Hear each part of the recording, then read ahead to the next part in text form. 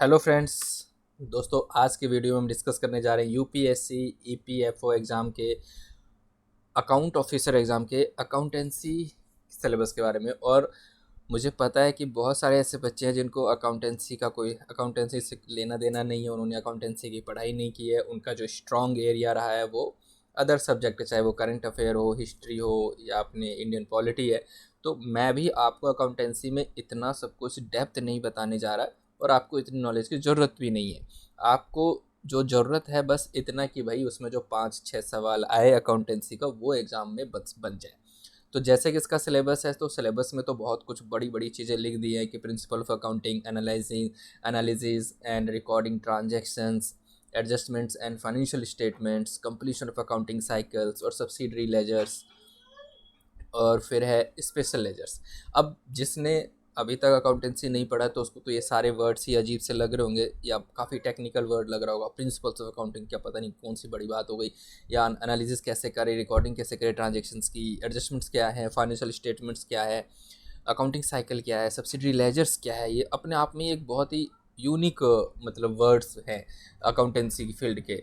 तो मैं आपको बहुत ही सिंपल लैंग्वेज में और बहुत ही आसान भाषा में समझाने की कोशिश करूँगा पूरे अकाउंटिंग के बारे में, ताकि आपका ज़्यादा टाइम भी ना लगे और आप अपने स्ट्रॉन्ग एरिया पे ज़्यादा फोकस कर पाओ। लेकिन ये जो 5 से 6 नंबर हैं अकाउंटिंग के, चाहे वो कंप्यूटर वाला भी बात करते हैं वो भी करेंगे, तो ये वो आपके बोनस मार्क्स हो सकते हैं। मतलब ये 5 से 10 जो नंबर होने वाले हैं वो बोनस होने वाले हैं। और यूपीएससी जैसे एग्ज़ाम में एक नंबर भी अगर किसी का बढ़ता है, जिसके लिए ज़्यादा मेहनत करने की ज़रूरत नहीं है, तो आप हर वो कैंडिडेट समझ सकता है जो एग्ज़ाम दे रहा है या जिसने कभी एग्ज़ाम दिया है कि एक नंबर की भी क्या वैल्यू बनती है, क्या वैल्यू होती है। ठीक है।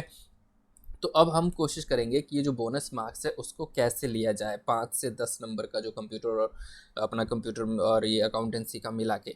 तो मैं यहाँ अकाउंट्स का बस एक सिंपल अंडरस्टैंडिंग आपके दिमाग में बिठाना चाहता हूँ, ताकि उसके बाद हम सीधे क्वेश्चन प्रैक्टिस पे जाएंगे। मैं ज़्यादा यहाँ पे इन डेप्थ जाने की कोशिश नहीं करूँगा, लेकिन फिर भी आपको थोड़ा सा अकाउंटिंग का बैकग्राउंड और अकाउंटिंग के जो भी सिलेबस है उसके बारे में थोड़ा सा ओवरव्यू दे देता हूँ।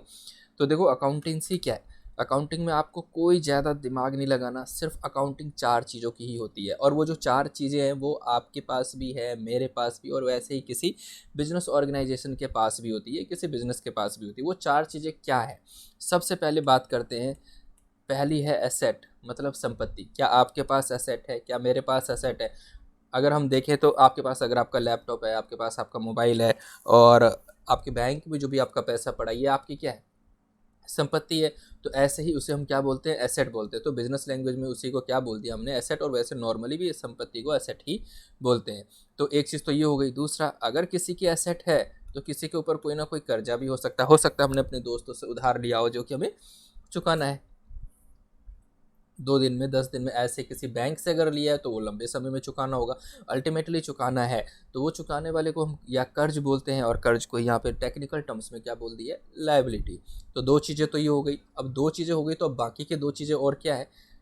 देखो, तीसरी है एक्सपेंस। आप भी खर्च करते हो, मैं भी करता हूँ, ऐसे बिजनेस भी एक्सपेंस करता है। वो खर्चा क्या है, बिजनेस के अलग अलग टाइप के अलग अलग खर्चे हैं, लेकिन हमारे क्या खर्चे हैं। अगर हम एज ए स्टूडेंट सोचें तो हमारा क्या खर्चा है, किताब खरीदने में, क्लासेस खरीदने में, नोट्स खरीदने में, पेन पेंसिल खरीदने में, जो हमने किया वो क्या है, एक्सपेंस है, खर्चा हो गया। और फिर है एक इनकम।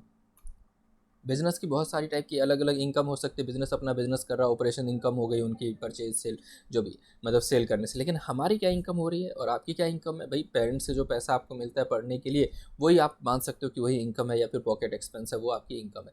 इन चार के अलावा किसी भी चीज़ की अकाउंटिंग नहीं होती। मतलब पांचवी कोई चीज़ है ही नहीं जिसकी अकाउंटिंग हम करें। तो कौन सी 4 चीज़ें, असेट, लायबिलिटी, एक्सपेंस और इनकम। तो आपके पास भी वो 4 चीज़ें, मेरे पास भी ये 4 चीज़ें, वैसे बिजनेस के पास भी है, कोई नई चीज़ नहीं है। अब देखो, इसी में से जो ये असेट एंड लायबिलिटी पार्ट है, ये चला जाता है बैलेंस शीट में। बैलेंस शीट पहली बार आप सुन रहे होगे, लेकिन बस इतना याद रख लो कि भाई बैलेंस शीट में असेट और लायबिलिटी दिखा देते हैं। और यही जो 2 पार्ट है, इनकम और एक्सपेंस, ये चला जाता है प्रॉफिट एंड लॉस अकाउंट में, या प्रॉफिट एंड लॉस स्टेटमेंट में। मतलब कि प्रॉफिट एंड लॉस स्टेटमेंट वो स्टेटमेंट है जिससे पता लगता है कि प्रॉफिट हुआ या लॉस हुआ। भैया, इनकम ज़्यादा है, और एक्सपेंस कम है तो बचत हो गई ना, प्रॉफिट हो गया। एक्सपेंस ज़्यादा है और इनकम कम हो गई, इनकम ही कम होगी और एक्सपेंस ज़्यादा तो फिर लॉस हो गया। और यहाँ पे अगर असेट और लायबिलिटी दोनों को दिखाते हैं जिसमें बैलेंस शीट में, अब यहाँ पे क्या है, यहाँ पे कम और ज़्यादा आने पे जो डिफरेंस है वो प्रॉफिट या फिर लॉस निकलता है, प्रॉफिट एंड लॉस में। लेकिन बैलेंस शीट की खासियत क्या है, ये बैलेंस होता है, मतलब जितना असेट है उतना ही लायबिलिटी होगा। तो फिर ये है कि भाई बैलेंस, फिर बिजनेस करे ही क्यों, जितना कर्जा है उतने का असेट ही होगा, तो बिजनेस क्यों कोई करेगा। अगर दोनों ही सेम रहने वाला है तो बिजनेस करने का फ़ायदा क्या है। तो देखो फ़ायदा ये है कि अगर हम बैलेंस शीट दोनों ही तरफ मैच होगा, अगर मतलब एक तरफ असेट है और एक तरफ लायबिलिटी है, बैलेंस शीट की बात करते हैं, अगर एक तरफ असेट है और एक तरफ अगर लायबिलिटी है तो ये दोनों ही मैच रहने वाला है। तो दोनों ही मैच रहने वाला है तो मतलब मान लो कि असेट आपके पास बहुत ज़्यादा संपत्ति है, लैंड, बिल्डिंग और व्हीकल है, कोई भी चीज़ है मान लेते हैं, ठीक है। अब ये सारा का सारा असेट, मैंने खैर उल्टा फॉर्मेट बना दिया, सही बना के दे दिया। बैलेंस शीट में हमेशा इधर लायबिलिटी साइड होती है और इधर एसेट साइड होती है। तो आप सपोज करो एसेट में आपके पास क्या है, लैंड है, बिल्डिंग है, उसके बाद व्हीकल है, कुछ भी मशीनरी है, ये सब मिला के मान लेते हैं कि भाई 1 करोड़ का हो गया, ठीक है। लायबिलिटी में यहाँ पे अच्छा कोई हो सकता है बैंक से कोई लोन लिया हुआ आपने, तो मान लेते हैं 20 लाख का लोन हो गया। और मान लेते हैं क्या कि किसी को चुकाना भी है, किसी से उधार हमने लिया हुआ है ना, या कोई माल हमने ख़रीदा है उधार पे, तो उसको, जिससे हम माल उधार पे ख़रीदते हैं उसको क्रेडिटर बोलते हैं, तो क्रेडिटर को भी 5 लाख देना है, तो 25 लाख तो बस देना है। बाद बाकी क्या है, बाद बाकी ये एसेट कैसे क्रिएट हो गया, या तो बिजनेस ओनर ने अपना कैपिटल लगाया या फिर बिजनेस ने अपना प्रॉफिट कमाया है आज तक, जिसे बोलते हैं रिटेन्ड अर्निंग। तो किसी भी बिजनेस के लिए कितना अच्छा सिचुएशन है ना कि भैया बना तो लिया हमने एसेट 1 करोड़ का और उधार हमें देना है सिर्फ 25 लाख ही, तो ये जो 75 लाख है वो अपना पैसा है। बट अपना किसका, कंपनी के ओनर का, बिजनेस के ओनर का। लेकिन बिजनेस के पॉइंट ऑफ व्यू से सोचे तो ये 75 लाख भी तो देना ही है, किसको देना है, ओनर को ही देना है। तो ओनर तो हमेशा सोचेगा भाई मुझे ज़्यादा से ज़्यादा दे। तो बिजनेस और ओनर, जो बिजनेस ओनर, वो दोनों अलग है। अकाउंटिंग की यही खासियत है कि हम यहाँ अकाउंटिंग बिजनेस के पॉइंट ऑफ व्यू से करते हैं, बिजनेस और बिजनेस का जो ओनर वो दोनों को अलग मानते हैं। जैसे वो बैंक को लोन चुकाए वैसे ही बिजनेस के ओनर को चुकाएगा, मतलब बिजनेस ने जितना कैपिटल लगाया है, बिजनेस ओनर ने जितना भी कैपिटल लगाया है बिजनेस के लिए, इसीलिए ये 75 लाख भी अपना होने के बाद भी बिजनेस के टर्म में ये क्या है, लायबिलिटी है। तो आप ही बताओ, हर बिजनेस यही चाहेगा या बिजनेस ओनर यही चाहेगा कि उसके बिजनेस पे जो कर्जा हो ना वो उसी का हो, खुद का, कि मुझे बिजनेस ओनर को दे। बिजनेस किसके लिए प्रॉफिट कमा रही है, बिजनेस ओनर के लिए कमा रही है। तो आई थिंक आपको समझ में आ गया होगा, थोड़ा सा और दे दे बैलेंस शीट क्या है, ठीक है। तो बैलेंस शीट हमेशा मैच होती है, इसीलिए तो ये जो मैच होती है वो क्यों होती है और किस कॉन्सेप्ट पे होती है, तो इसी को तो बोलते हैं मैचिंग कॉन्सेप्ट। तो बैलेंस शीट किस कॉन्सेप्ट पे बनती है, मैचिंग कॉन्सेप्ट पे, क्योंकि वो मैच होती है, ठीक है। तो अब अगर मैं देखूं कि वो 4 चीज़ों की ही अकाउंटिंग होती है, अब वो 4 चीज़ों की अकाउंटिंग का प्रोसीजर है वो समझ लेते हैं। एक बात बताओ, कोई भी ट्रांजेक्शन जो हो रही है वो या तो 4 चीज़ों की होगी, 4 चीज़ों की होगी ना ट्रांजेक्शन। कौन कौन सी 4 चीज़ें होंगी, एसेट, लायबिलिटी, इनकम और एक्सपेंस। एसेट, लायबिलिटी, इनकम और एक्सपेंस, यही 4 चीज़ों की ट्रांजेक्शन भी होगी। इनके अलावा कोई और ट्रांजेक्शन है, मेरा दिल टूट गया, मैंने किसी को डांट दिया, कोई नाराज़ हो गया, कोई गुस्सा है, ये सब चीज़ों की अकाउंटिंग नहीं होती है। नॉन फाइनेंशियल चीज़ों की, जिसमें पैसा इन्वॉल्व नहीं है, वैसी चीज़ों की यहाँ पे अकाउंटिंग नहीं होती है। तो असेट, लायबिलिटी, इनकम और एक्सपेंस में देखेंगे जो भी फाइनेंशियल ट्रांजेक्शन हो रही है वो ट्रांजेक्शन इन्हीं 4 चीज़ों की होगी। ये 4 चीज़ों की हो जाएगी तो इस 4 चीज़ों को हम रिकॉर्ड करेंगे, लिखेंगे। अकाउंटिंग में लिखना ही तो है, अकाउंटिंग क्या है, लिखने वाली चीज़ है, लिखेंगे। तो जो लिखने का जो तरीका है उसका सिर्फ 2 ही तरीका है, या तो वो डेबिट करेंगे और उसको क्रेडिट करेंगे, बस। तीसरी और कोई चीज़ हो ही नहीं सकती। मतलब 4 चीज़ों की अकाउंटिंग करने के लिए जो फॉर्मूला है ना वो है सिर्फ डेबिट और क्रेडिट का, और कोई तीसरी चीज़ है ही नहीं, ठीक है। और डेबिट क्रेडिट करने को ही क्या बोलते हैं, जर्नल एंट्री। मतलब कि जो लिखना है ना अकाउंटिंग में, उस लिखने के तरीके को ही जर्नल एंट्री बोलते हैं। अगर कोई बोले ना कि मैं अकाउंटिंग कर रहा हूँ, तो अकाउंटिंग मतलब वो जर्नल एंट्री लिख रहा है, ठीक है, तो जर्नल एंट्री से शुरुआत हो जाती है अकाउंटिंग की। 4 चीज़ें हो गई, 4 चीज़ों की हमने क्या कर ली, जर्नल एंट्री। और ये जर्नल एंट्री क्या है, डेबिट और क्रेडिट में लिख देना, बस वही तो जर्नल एंट्री कहलाती है। जर्नल एंट्री में कोई और तीसरी चीज़ हो ही नहीं सकती, या तो डेबिट है या फिर क्रेडिट है। जब जर्नल एंट्री हो गई तो उसके बाद आ जाता है जी लेजर। लेजर मतलब अलग अलग बही खाते, उस खाते में ये सब चीज़ें ट्रांसफ़र हो जाती है। लेकिन अल्टीमेटली लेजर्स में जाने का ऑब्जेक्टिव क्या है, लेजर्स में जाने का ऑब्जेक्टिव बस इसलिए है कि आपको पहुंचना है प्रॉफिट एंड लॉस और बैलेंस शीट पे। देखो भैया, बिजनेस मैन तो यही जानना चाहता है ना कि भैया मैंने कितना कमाया, मेरी कितनी संपत्ति, मेरी कितनी लायबिलिटी है। लेकिन वो सब करने के लिए आपको पहले ट्रांजेक्शन्स को 4 चीज़ों में कैटेगराइज करनी है, फिर उसकी जर्नल एंट्री करनी है, जर्नल एंट्री से लेजर में अपने आप ही वो चीज़ें पोस्टिंग करनी पड़ेगी, और उस लेजर के बाद बनता है एक ट्रायल बैलेंस। उसके बाद क्या बन जाता है, ट्रायल बैलेंस।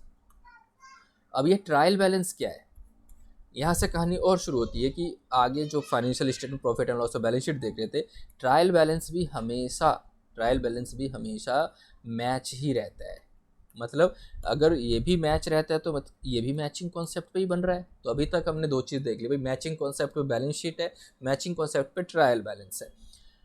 ये ट्रायल बैलेंस में क्या होता है, वही जो 4 चीज़ आपने पहले देखी हैं, वही 4 चीज़ें यहाँ पे सारी लिखी जाती हैं। पहले तो ये था कि बैलेंस शीट में असेट लायबिलिटी चली गई और इनकम एक्सपेंस में इनकम और एक्सपेंस चला गया प्रॉफिट एंड लॉस। लेकिन ट्रायल बैलेंस में चारों चीज़ें आ जाती हैं। 4 में से 2 चीज़ें क्या होंगी, असेट और एक्सपेंस। असेट और एक्सपेंस आपके डेबिट साइड में आ जाएगा, और इनकम और जो लायबिलिटी है वो दोनों आपके क्रेडिट साइड में आ जाए। यहाँ भी वही 4 चीज़ें हैं, फिर ये डेबिट क्रेडिट मैच हो जाएगा। अब यहाँ पे असेट और एक्सपेंस और इनकम और लायबिलिटी की वजह से डेबिट क्रेडिट में अगर कोई डिफरेंस आ जाता है, किसी भी चीज़ में अगर कोई डिफरेंस आ जाता है, मान जाते असेट हमारी ज़्यादा है और इनकम और ये जो हमारी लायबिलिटी है वो हमारी कम है, तो यहाँ पे डिफरेंस हो जाएगा। तो वो जो भी डिफरेंस होगा वो प्रॉफिट एंड लॉस होगा। वो जो डिफरेंस होगा क्या होगा, वो प्रॉफिट एंड लॉस होगा। तो अभी तक क्विकली अगर हम देखें तो हमने क्या समझा, कुछ टेक्निकल टर्म्स जो हमने जाने। ये जर्नल एंट्री, तो जर्नल एंट्री क्या है, किसी भी फाइनेंशियल ट्रांजैक्शंस को डेबिट और क्रेडिट में लिखने को ही जर्नल एंट्री कहते हैं। और ये जो डेबिट और क्रेडिट जो फॉर्मूला है या जो सिस्टम है उसको क्या बोलते हैं, उसको बोलते हैं double entry based accounting. Double entry based accounting.